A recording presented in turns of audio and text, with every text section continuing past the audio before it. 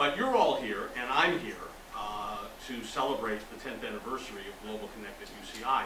The world, during the course of our students' lifetimes, and I'm thinking in particular of our college students' lifetimes, 23 to 25 years or so, has changed dramatically.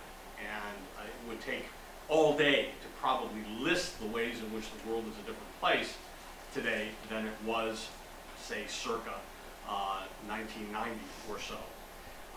The Soviet Union has collapsed. We've seen a fall of the wall, growth of democracies around the world, some failures of democracies as well.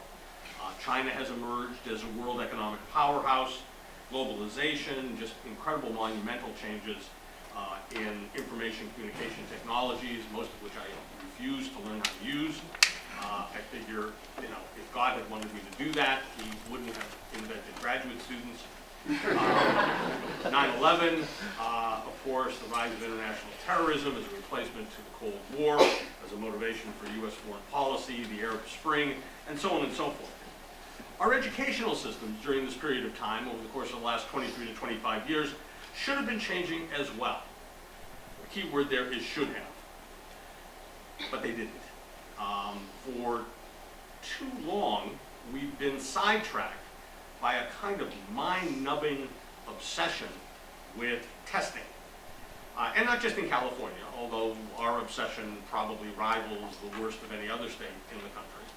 This obsession has left little time or incentive in the classroom for curricular innovation and development.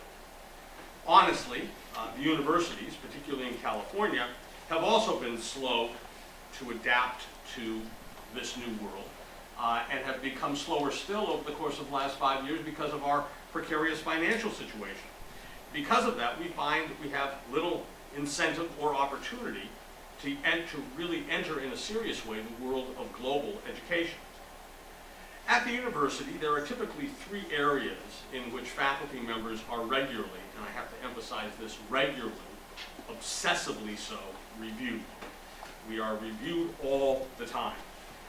It's amazing anybody gets anything else done. My colleagues will appreciate this because we spend enormous amounts of time putting together our own reviews. But the 3 areas in which we're typically reviewed are, and required, by the way, to be reviewed, are research, teaching, and service. And it's often presumed that these 3 areas are distinctive, separate, if not in fact mutually exclusive, that to do one chooses to do one at the exclusion of the other.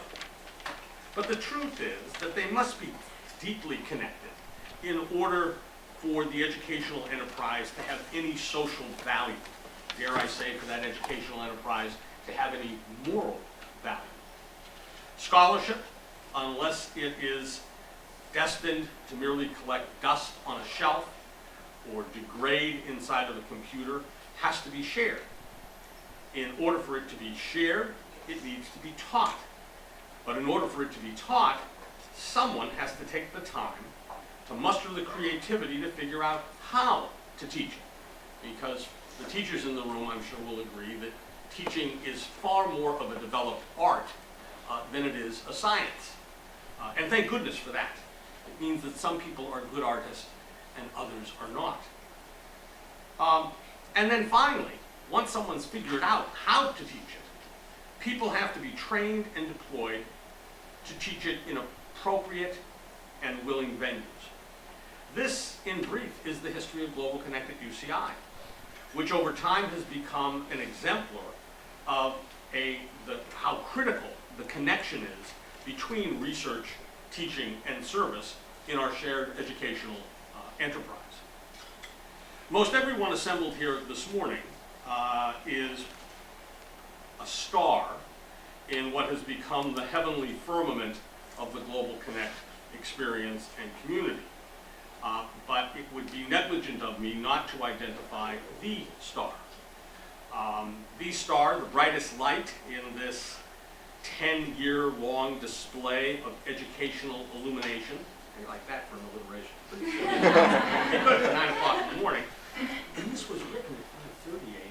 That's the beautiful thing about it. You're getting really fresh, pristine stuff here. The bright brightest star in this 10-year-long display of educational illumination is right here, of course, Ellen Schlosser. If you know Ellen,